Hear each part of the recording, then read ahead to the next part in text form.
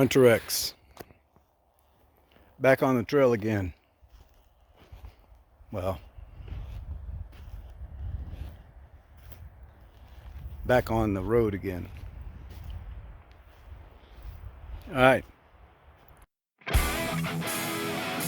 I'm pretty excited about this trip, 3N16. I'm going up to Holcomb Valley to a community called Bellevue. There's not much left, a couple cabins, really one cabin in the immediate area, a couple graves. But it was a pretty thriving ghost town for a while.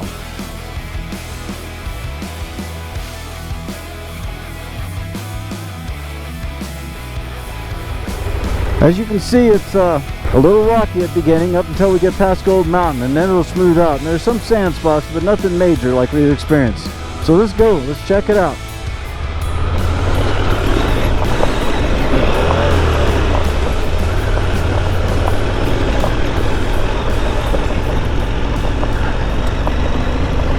We're not in a hurry, so take our time going up this road.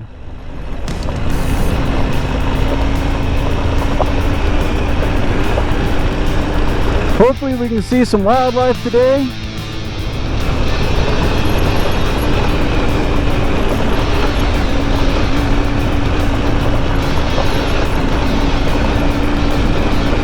I hope to see the Pygmy cabin as well as the Van Dusen cabin.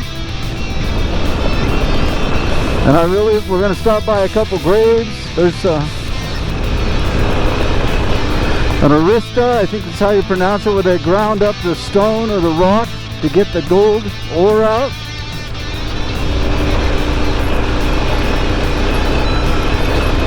And hopefully I can get, hopefully I can get Oliver in the air.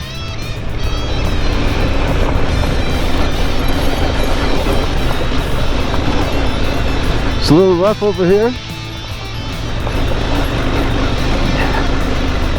And it's going to be rough until we get past Gold Mountain.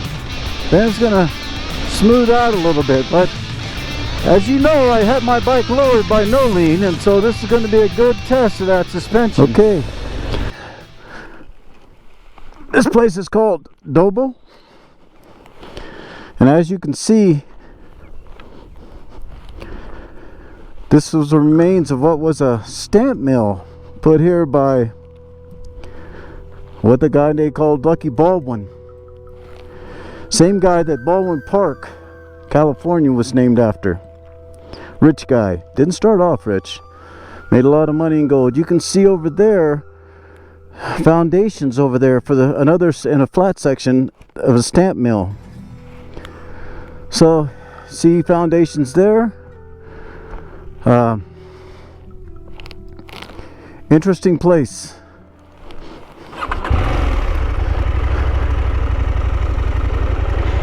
Here we go.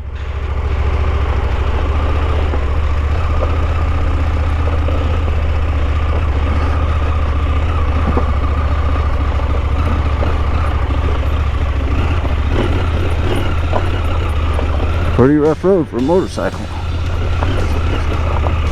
But it'll smooth out.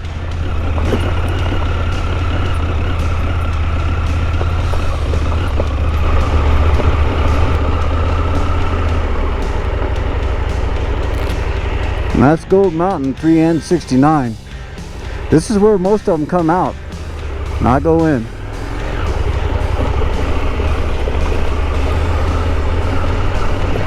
The road should start getting a little better after this.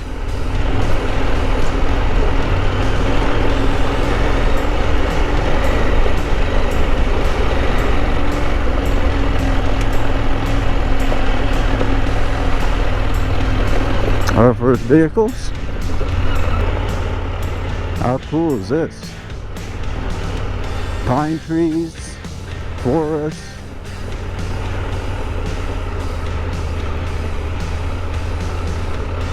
And all that comes with it.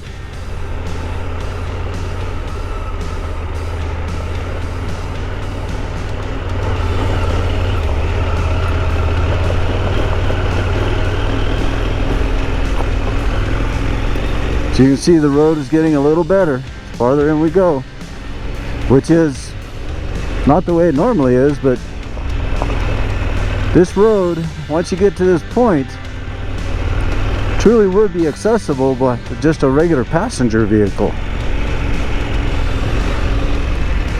Although I would come up to Fawnskin on Van Dusen, named after Van Dusen, who made the road that went down Cajon Pass, toll road. But he was actually the blacksmith of this mining town up here. And as I said, it was his wife who used part of her petticoat to make a flag, and so out of respect for that act, they named the city after their daughter, who was the first person born. That's why it's called Belleville.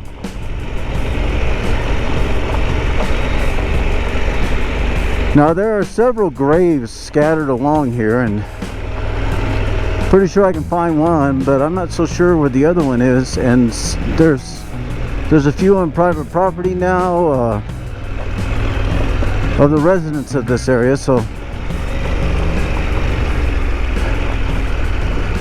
302 right there. And I believe that is John Bull. Don't quote me on that, because it could be something else. But John Bull's around here somewhere. How about this?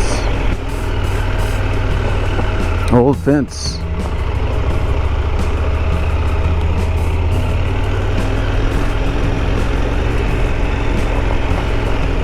How cool is that?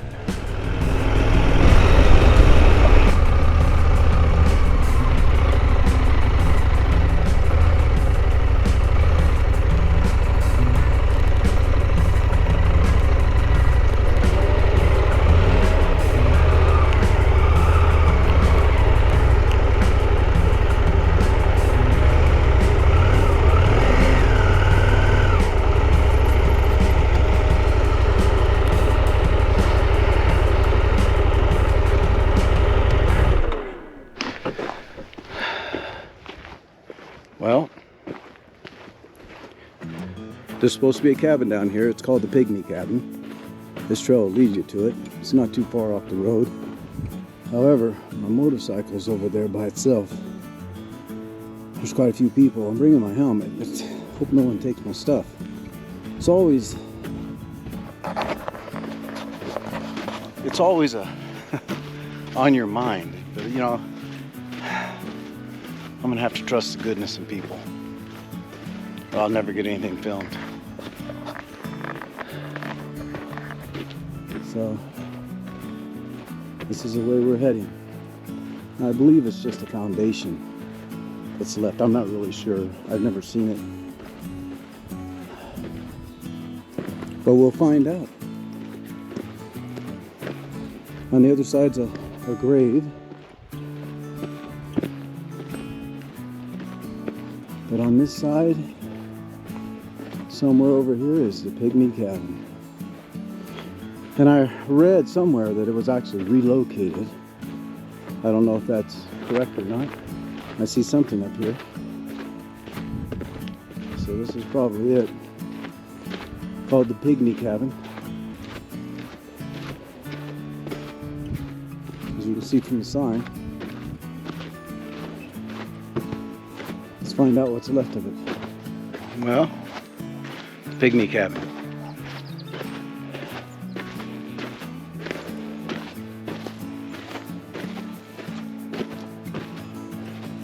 Doesn't look too big.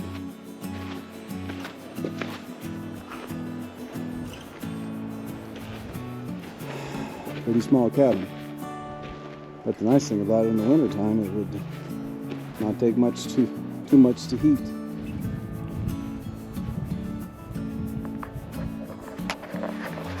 Now, there are a lot of treasures like this out here. Finding them is the fun part.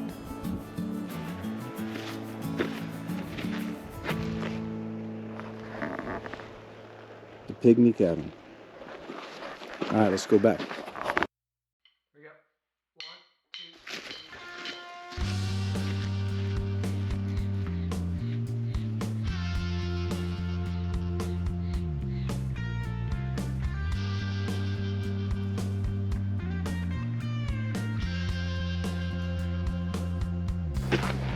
Okay, I got someone watching the bike, so I feel a little better about that.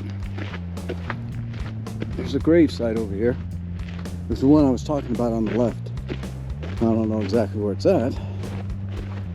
More than likely, it's going to be like most of the other gravesites back here. It's going to be covered with pine cones. Yeah, here it is.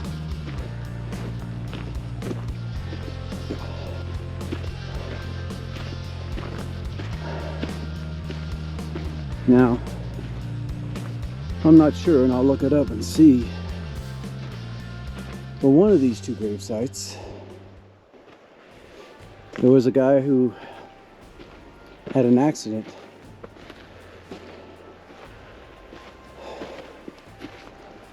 And he got killed. And they buried him right where he dropped. Now, I don't know if this was the guy or not. I'll find out and I'll post it as a caption. But this is a site. So, what can you say? Not a bad resting place for your body. How cool is that?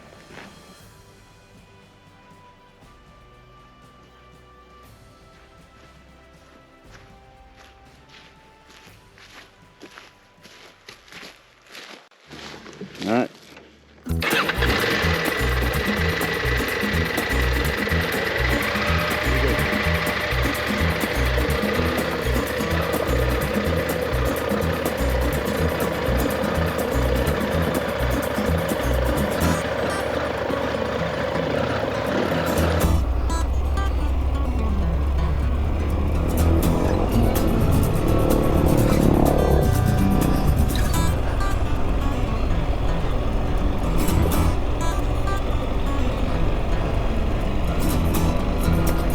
Heading back down, that was pretty cool. Not only do we see the Pygmy Cabin,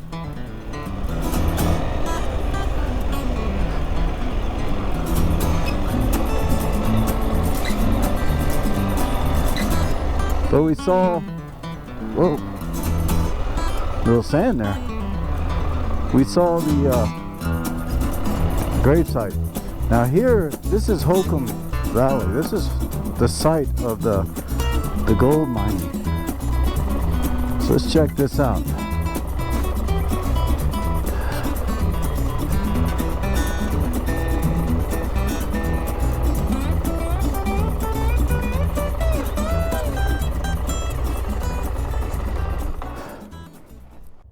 Now, this is what was called the Van Dusen Cabin.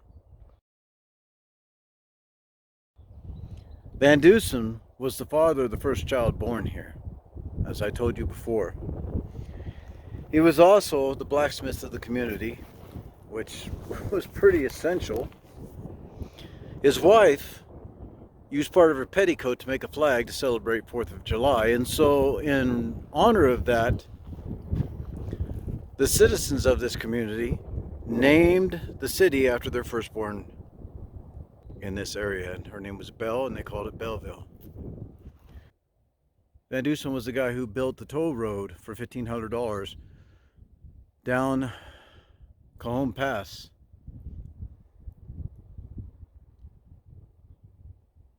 How cool is this? This is where he lived, him and his wife and kids. All right, here we go. Let's check this out. This is what we came to see. Belleville, Holcomb Valley, founded in the late 1859. Belleville was named after Belle Van Dusen, the first child born in Holcomb Valley. She was the daughter of Ted Van Dusen, the town blacksmith and early pioneer. Let's check out this cabin. Now,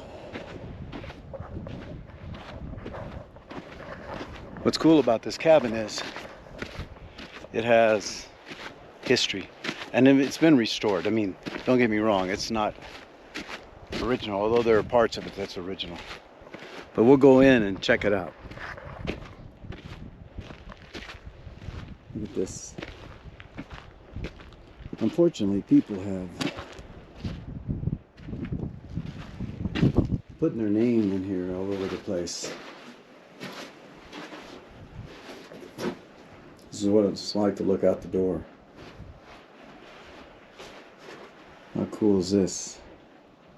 Can you imagine living in this cabin? That's obviously where a stovepipe went out. So, pretty cool. Now, this is reportedly the hanging tree, which no longer exists. It was a juniper, they said. I'm not so sure that was a juniper. It's pretty big. But when you look at this one here, this is the one I took a picture of, and I'll put the picture on right now. It is a juniper, and it quite possibly is the hanging tree. Now, they were said to have cut the branches off after each person they hung. So if they hung them on that branch, the rope went around it, they cut them down. They cut or broke off the branch that he was hung by. How many broken or cut branches do you see?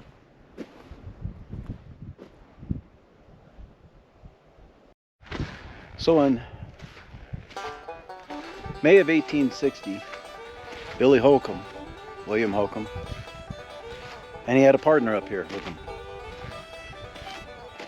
They hadn't found anything, and they said, you know, maybe we should just abandon this and go down. However, Billy Holcomb said to his partner, hey, look, just before you go down, we've been checking for gold in all the places where it should be. Why don't we check for gold in the place that it's not supposed to be? And so they came to this valley to check for gold over here, as you can see. And believe it or not, that's where they found the gold. Now, he didn't find a lot, but he found enough that he went down and claimed several mines, or made several claims for mines, and then came back up, and the word spread as he brought gold down, and pretty soon people were leaving Los Angeles and San Bernardino to come up here and bringing their families up here and searching for gold. Now, finding gold in rocks is tough. It's hard work. You got to break the rock up to get the gold out. And within a year, this place was packed with buildings over there where you can see the rocks. They began to search for gold over there in the cracks and see if they could find gold over there. Now, this city, as big as it was, 1,500 people with bars, saloons, and cabins,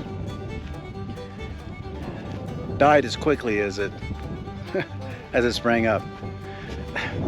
Not uncommon in the gold mining days because the buildings weren't built. I mean, this building here is pretty good. But most of these buildings weren't built to last like this. They were quickly built just to give them shelter. And I'm sure if you went down there and looked around, you would probably see artifacts.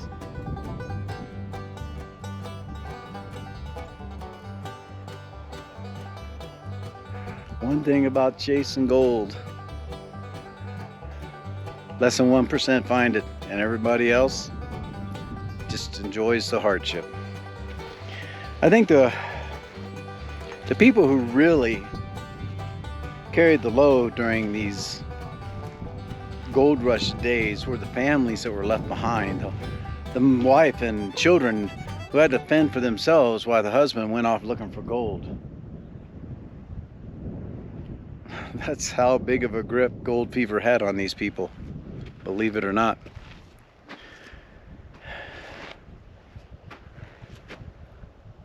Obviously, to live in something like this, this is pretty good because this at least has big logs, and if you fill in the cracks, it's going to be pretty comfortable, especially with that stove. So, what can you say? Okay, well, there's people over at the cabin, so we're gonna move down. There's an arista down here where they used to grind up the rock to get the gold out. I want to put the drone up here if I can. I'm not sure if I can. But look at this rock here. Hopefully you can see how it has holes drilled in it, obviously. It was placed here so we could see it. There's more, another one over there where the holes were drilled through it. Not for building, but for mining purposes. Some of these hills are actually slag or whatever they call it, left over from the gold mines. And this, a gold ore grinder, aristris, or however you pronounce that. Somebody can help me with that. Look at the, you can see bolts sticking out of the ground.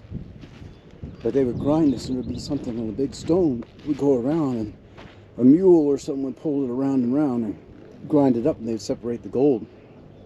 Later they got a little better technology than that, and was able to do it without so much labor and expense and so slowly.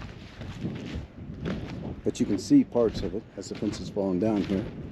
You can see the piece of the fence over there, and this is Holcomb Valley. You can see some mining debris over there. Over there also is a grave site, which we'll go over and see. I think it's actually over there in the fenced in area over there. But I'm hoping to get over there and see if I can't get the drone up in the air sometime today. A lot of rock climbing in that area over there. So, yeah. This was the site of Belleville. How cool is this?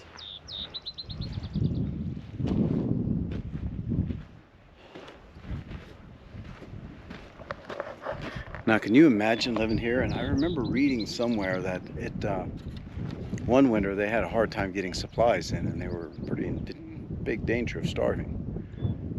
Supplies did finally make it through, but in the wintertime this can be, or at least back in then when we used to have snow, this could be a inhospitable place. But mining is a tough business and risky at best. There were said to be 50 murders in 10 or 20 years. This is a very violent place to be.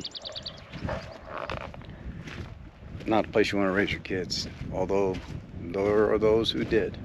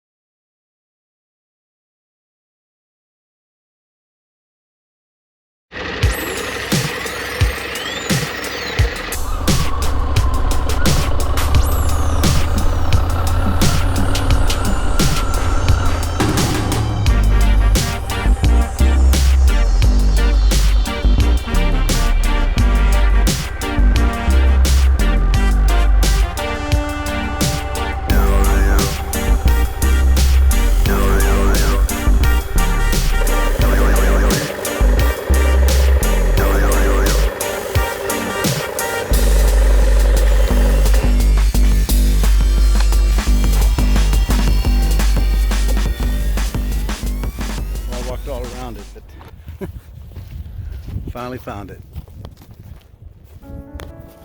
There it is. Excuse me. This is Wilbur's grave.